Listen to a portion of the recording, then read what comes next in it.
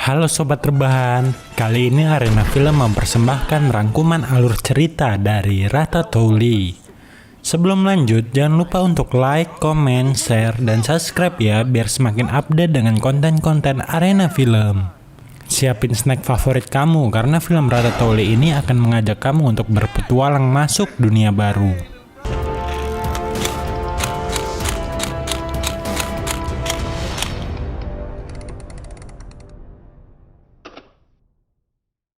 Pasti kamu tidak asing dengan film animasi yang satu ini kan?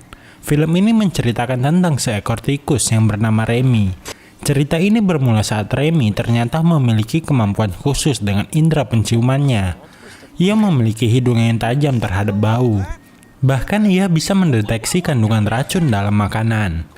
Remy tinggal bersama koloninya di dalam loteng seorang wanita yang sudah tua. Koloni ini dipimpin oleh ayah Remy, yaitu Django.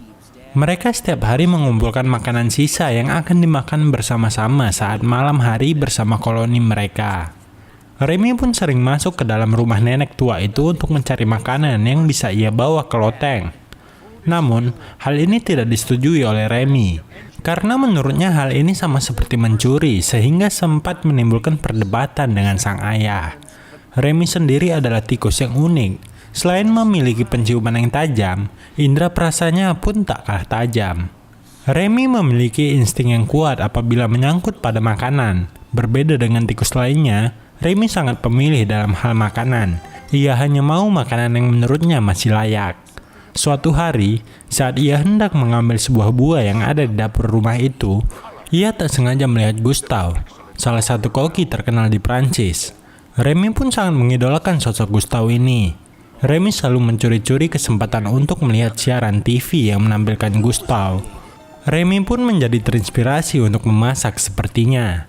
Hingga suatu hari, Remy menemukan sebuah jamur dan dia berinisiatif untuk memasaknya. Bersama dengan Emily, ia pun mencari beberapa bahan tambahan.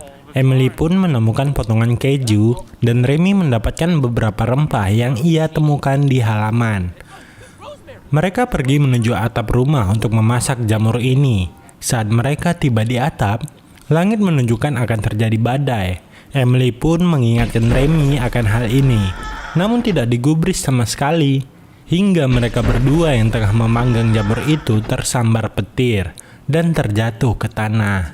Jamur yang Remy masak pun ternyata menjadi terpanggang sesuai rencananya. Namun, Remy merasa masih ada yang kurang dengan masakannya ini. Ia mengajak Emily untuk masuk ke dalam dapur rumah nenek tua itu untuk mencari kunyit bumbu sebagai sentuhan akhir masakan mereka. Dengan sangat berhati-hati mereka masuk ke dapur tanpa membangunkan nenek tua itu.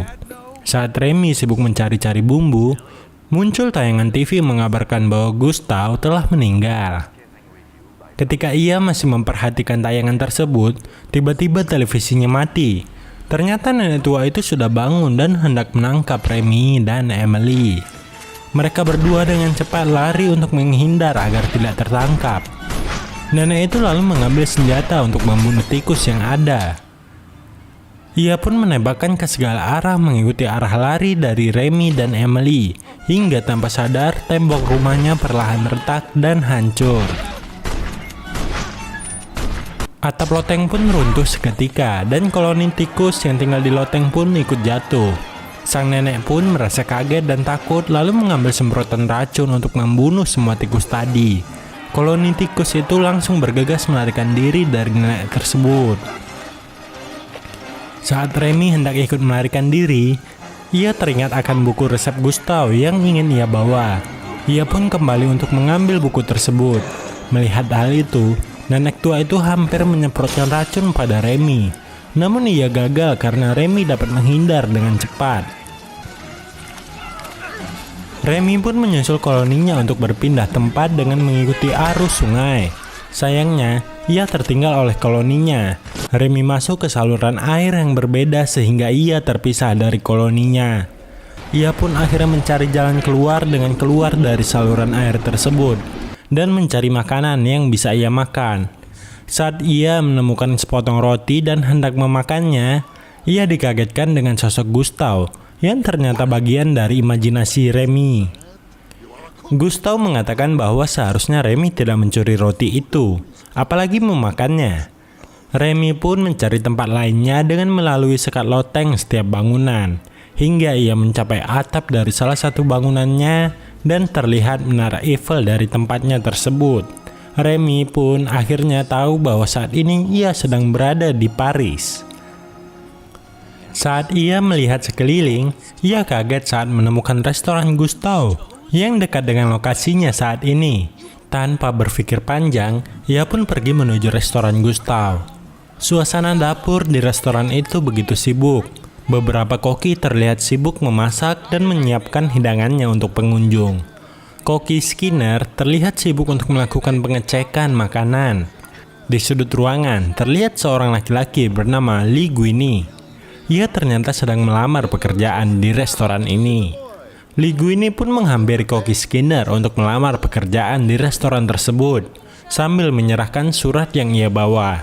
Ternyata, Lee Guini ini adalah anak dari mantan kekasih Gustav, yaitu Renata. Renata? Safranata. Koki Skinner pun ternyata tidak mau menerima Lee Guini sebagai koki di restoran ini. Sayangnya, salah satu koki memberitahu bahwa Lee Guini sudah ia rekrut untuk menjadi tukang sampah di sini. Mendengar hal tersebut, koki Skinner menjadi lega dan memperbolehkannya. Remy pun ternyata memperlihatkan keadaan dapur melalui atap. Ia memperlihatkan setiap orang yang ada di dapur tersebut tak terkecuali Lee Guini. Saat ia sedang berbicara dengan Gustav, ia melihat Lee Guini yang menumpahkan sup yang tengah dimasak. Lee Guini yang panik pun menambahkan beberapa bumbu dalam sup tersebut. Remy yang melihatnya pun ikut panik dan terkejut. Ekspresi Lee Guini saat mencicipi supnya terlihat tidak meyakinkan, dan Remy pun yakin rasa supnya berubah menjadi tak enak. Remy pun nekat untuk masuk ke dalam dapur demi menambahkan beberapa bumbu ke dalam sup yang dirusak oleh Lee Guini. Dengan melalui beberapa halangan, Remy pun berhasil untuk sampai di bagian sup tadi. Ia pun segera menambahkan beberapa bumbu dalam sup tersebut agar dapat dinikmati pengunjung. Tanpa ia sadari, ternyata Lee Guini memperhatikan gerak-gerik Remy saat ia memasak sup. Saat Lee Guini hendak menghentikan Remy, koki Skinner pun masuk ke dapur dan menanyakan tentang supnya. Ia mendapati Lee Guini sedang memegang sendok dan memarahinya karena mengira ia merusak makanannya. Di saat bersamaan, tanpa sepengetahuan Skinner, pelayan mengambil satu sendok sup dan langsung ia sajikan pada konsumen. Skinner mencoba mengejar si pelayan, namun gagal karena sup tersebut sudah sampai ke meja pengunjung. Skinner pun marah dan ingin memecat Lee Guini. Ternyata, pengunjung tadi adalah seorang kritikus makanan yang cukup terkenal di Paris. Tanpa diduga, sang kritikus menyukai sup tersebut. Mendengar hal tersebut, koki lainnya pun sepakat agar Lee Guini diangkat sebagai koki di restoran ini. Ia pun akhirnya menyuruh Lee Guini untuk membuat ulang supnya di kemudian hari. Saat perdebatan terjadi, Remy mencoba kabur dari dapur. Namun Skinner melihatnya saat akan lompat menuju jendela. Dengan cepat Lee Guini menangkap Remy dan memasukkannya ke botol. Lee Guini merasa keadaannya menjadi runyam karena seorang tikus yang bisa memasak. Setelah berpikir panjang, ia pun membawa Remy untuk pulang bersamanya. Keesokan harinya, Lee Guini dengan Remy yang bersembunyi dalam baju Lee Guini pun datang ke restoran untuk bekerja. Lee Guini pun merasa risih dan kesal dengan posisi Remy yang ada di dalam bajunya. Ia pun akhirnya masuk ke dalam gudang penyimpanan untuk meluapkan kekesalannya. Saat ia sedang berbicara pada Remy, Skinner mendengar dari luar dan curiga terhadap suara yang ia dengar. Skinner pun tiba-tiba membuka pintu dan dengan cepat Remy bersembunyi dalam topi koki milik Lee Guini. Remy pun menemukan cara bagaimana ia mengendalikan Lee Guini untuk memasak. Ia menarik rambut Lee Guini untuk mengatur semua gerakan yang dilakukannya. Saat malam hari, Lee Guini berlatih memasak dengan Remy yang mengendalikan semua gerakannya. Setelah melalui latihan yang cukup melelahkan, akhirnya Lee Guini mulai mengerti dan bisa melakukannya dengan baik. Ia pun dapat membuat kembali sup dengan rasa yang sama di bawah pengawasan Skinner tanpa ketahuan. Skinner pun merasa sedikit terkesan dengan kemampuan Lee Guini. Setelah memastikan masakan Lee Guini, Skinner pun masuk ke dalam ruangannya. Ia membaca surat yang dibawa Linguini saat melamar pekerjaan kemarin. Surat itu ternyata berisi wasiat bahwa Linguini adalah anak kandung Gustav. Skinner pun panik dan segera menelpon pengacaranya. Skinner pun selalu membantah jika Linguini bukan anak kandung Gustav. Pengacaranya pun mengatakan bahwa ia harus melakukan tes untuk membuktikan apakah Linguini adalah anak kandung Gustav. Pengacaranya pun meyakinkan Skinner bahwa ia tidak perlu mengkhawatirkan hal ini. Di sisi lain, Linguini pun tengah berlatih memasak bersama dengan Colette. Colette pun berkali-kali mengingatkan Linguini tentang peraturan yang ada di dapur restoran. Lalu, secara tiba-tiba, pelayan masuk dan mengatakan bahwa pelanggan ingin masakan baru yang tidak ada di menu. Hal ini pun membuat kaget para koki. Koki Skinner pun akhirnya menunjukkan Linguini dan Colette untuk bertanggung jawab dengan masakan pada malam itu. Linguini dan Remy pun segera beraksi untuk memasak. Colette pun membaca resep milik Gustav yang sudah dipilih oleh koki Skinner. Linguini pun mengambil bahan-bahan untuk mulai memasak. Resep ini merupakan resep yang tingkat kegagalannya sangat tinggi. Namun mereka tetap memasaknya sesuai yang ditulis resep. Mendengar hal tersebut, Remy pun merombak sedikit resep yang tertulis dengan membuat saus baru. Saat detik-detik hidangan akan disajikan, Linguini pun segera menuangkan saus yang ia buat tadi. Melihat hal tersebut, Colette pun memarahinya karena tidak mengikuti resep Gustav. Pelayan pun segera mengambil masakan Linguini yang belum sempat dicicipi tersebut. Semua koki menjadi geram pada Linguini, termasuk koki Skinner. Beberapa saat kemudian, pelayan masuk ke dalam dapur dan mengatakan bahwa pengunjung mereka sangat menyukai masakan Linguini dan ia mendapatkan beberapa pesanan menu yang sama. Para koki pun merayakan akan keberhasilan Linguini ini. Saat mereka melakukan selebrasi, koki Skinner melihat sesuatu yang janggal dengan Linguini. Ia melihat bayangan tikus di dalam topi milik Linguini. Skinner pun mencoba untuk mencari tahu tentang kecurigaannya ini. Ia mengajak Linguini untuk masuk ke ruangannya. Sementara itu, Remy yang tengah menikmati makanannya di luar pun merasa terganggu dengan keberadaan tikus lain. Ia pun mencari tahu mengenai suara yang mengusiknya. Dengan perasaan takut, ia pun mendekat ke sumber suara tersebut. Dan betapa terkejutnya ia saat mengetahui bahwa suara bising itu adalah saudaranya, yaitu Emily yang tengah mencari makanan. Emily pun sangat senang saat bertemu Remy. Ia mengira saudaranya itu sudah mati. Remy pun merasa kasihan kepada Emily karena harus mencari makanannya di tempat sampah. Ia pun berbagi makanan yang ia dapat dari dapur pada Emily. Remy membawa beberapa makanan dan mengajarkan Emily bagaimana menikmati suatu makanan. Emily pun merasakan sensasi baru yang belum pernah ia makan sebelumnya. Setelah itu, Emily mengatakan bahwa Remy harus mengunjungi koloni mereka. Ayah mereka pun ternyata mengkhawatirkan Remy. Akhirnya Remy pun ikut untuk menemui koloni mereka. Remy pun menjelaskan bagaimana kehidupannya selama ini pada sang ayah. Namun, ayahnya mengira Remy sangat sombong karena ingin hidup terpisah dengan koloni mereka dan ingin memasak. Mendengar perkataan sang ayah, Remy pun merasa sedih. Ia akhirnya memutuskan kembali ke restoran dan meninggalkan koloninya. Sesampainya di restoran, ia kaget saat mendapati Linguini justru tertidur pula saat memasuki jam restoran dibuka.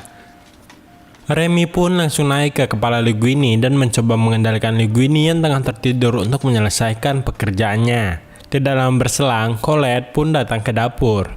Ia membantu Linguini membereskan dapur sembari melakukan basa-basi lainnya.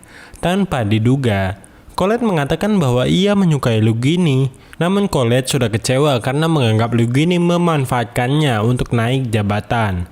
Linguini pun memberi tanggapan yang membuat Colette marah dan ia secara refleks menampar wajah Linguini, sehingga membuatnya jatuh ke lantai dan menjadi sadar.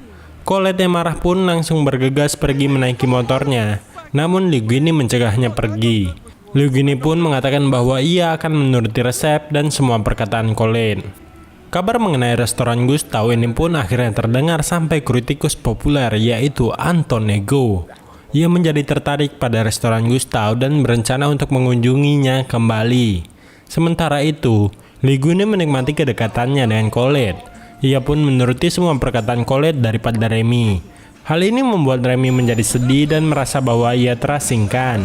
Remy pun tertinggal di restoran saat Colette dan Linguini pergi untuk berkencan. Remy akhirnya masuk ke dalam ruangan koki Skinner.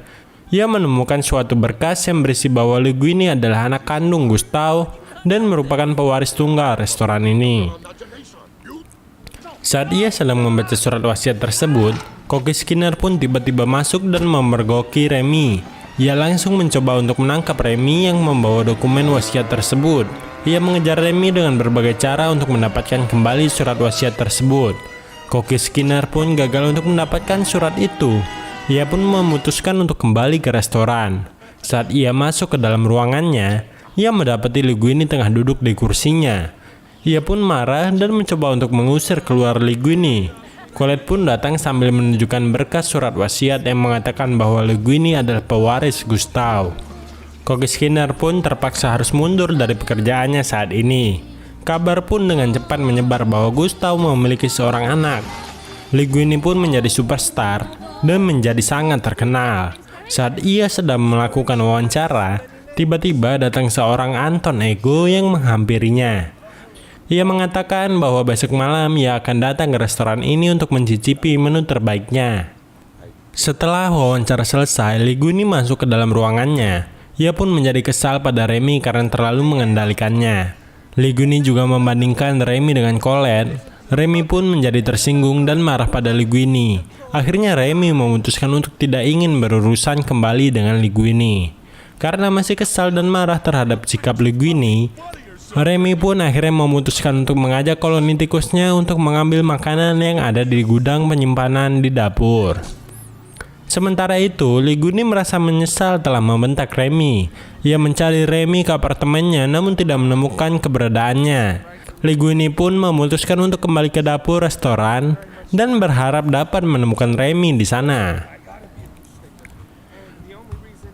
Dan benar saja, ia menemukan Remy sedang berada di dapur. Linguini pun mengatakan bahwa ia menyesal telah mengatakan hal-hal kasar terhadap Remy. Mendengar hal itu, Remy pun kaget dibuatnya.